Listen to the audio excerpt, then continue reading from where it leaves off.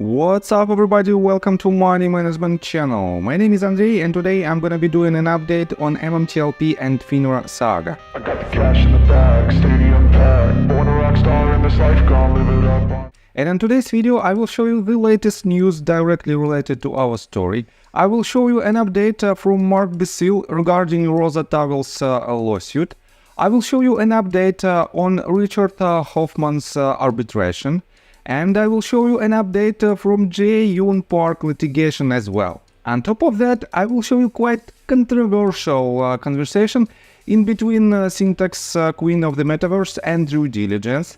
And I will show you what deadline might happen this week in order to stay in line with the latest news of our community. So, and before we dive deep into all of this, please hit the like button, subscribe to my channel, share this video with your friends and family. And this is the only way how we can solve the problem of illegal activity on the market, and this is the only way how we can win this battle. So, just hit the like button for YouTube algorithm. Let's start with the news itself. Basile 11 hours ago wrote this tweet. MMTLP, I read Roza Tawil second amended compliant. It's very good, very good. She may have found a way to get to FINRA and pierce their immunity. Very good read. Suggest everyone look at it. And when this very knowledgeable person, very knowledgeable and experienced lawyer makes this type of statements in 3 rows, he mentioned very good 4 times. I think this document is really good. And shout out to Roza, because she's one of our headliners. And I have to say that probably we will see some good resolution regarding her litigation. On top of that, let's switch to Richard Hofman's official Twitter account. And here is another person, another headliner. Basically, we have 4 major headliners regarding our legal activity. One of them is definitely Roza Tawil. Another one is Basile with his petition to release the blue sheets. And then Richard Hofman. And another one is Jae-Yoon Park. Oh, by the way, I almost forgot about Alan Hensley and his litigation, but unfortunately we don't have any updates regarding his lawsuit for now. And so, let's continue with the Richard Hofman's Twitter account. 11 hours ago, he wrote this. Fidelity's response to Hofman versus Fidelity arbitration is now due 7:30. Motion for discovery to be served by me contemporaneously.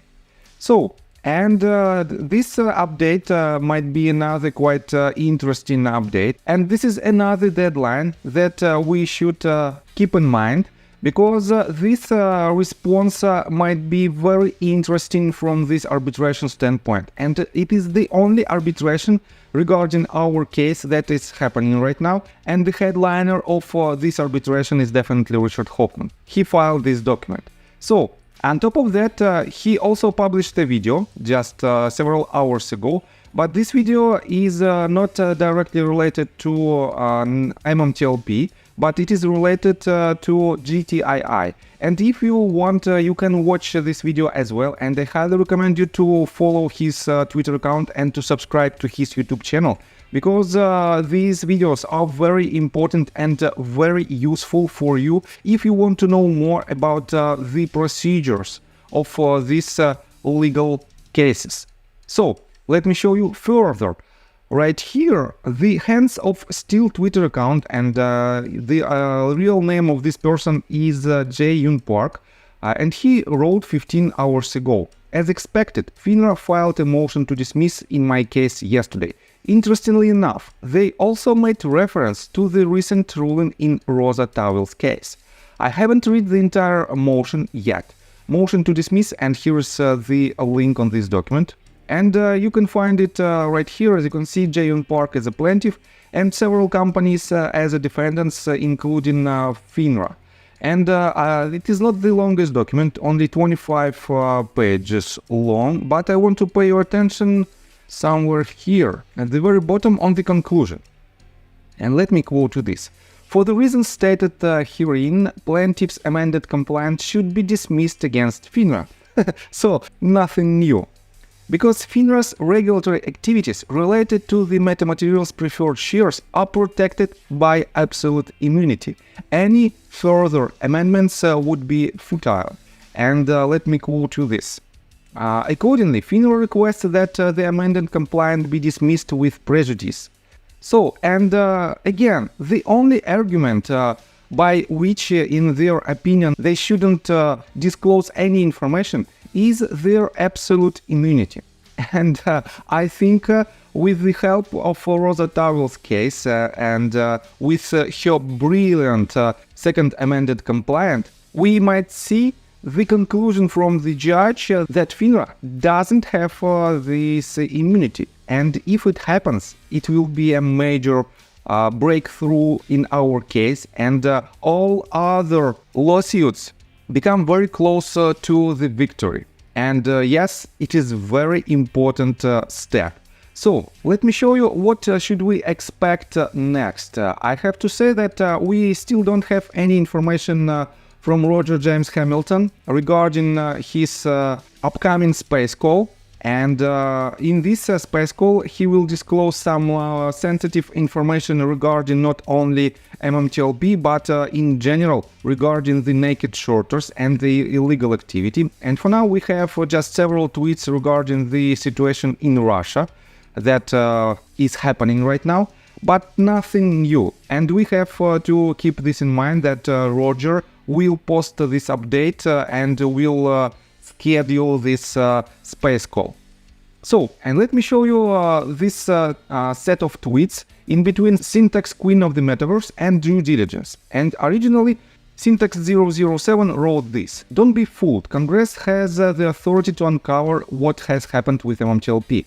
The fact that they have done so little with so much time given mass outcry is disheartening, makes you wonder." And here's another quotation: "If Congress is to obtain the facts it needs to legislate wisely, it must have knowledge both of the work of the government departments and of the conditions and situations throughout the country.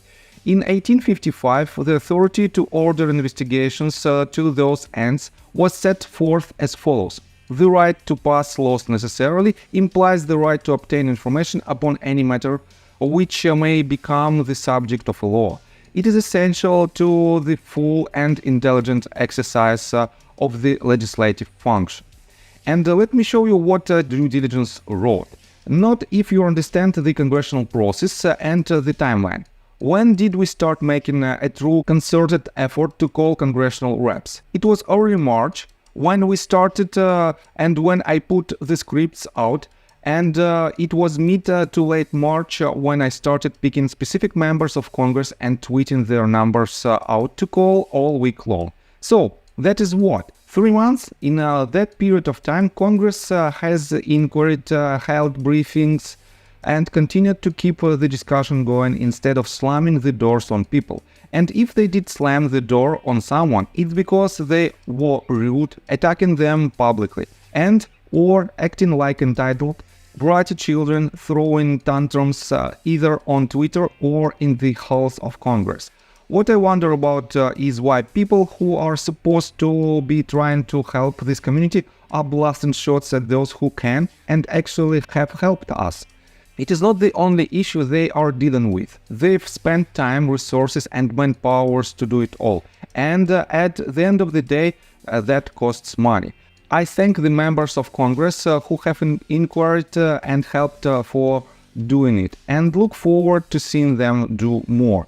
People don't have to like the system, but they challenge them to find one anywhere else in the world that would do what our members of Congress have done for us with respect to this situation. I'll wait.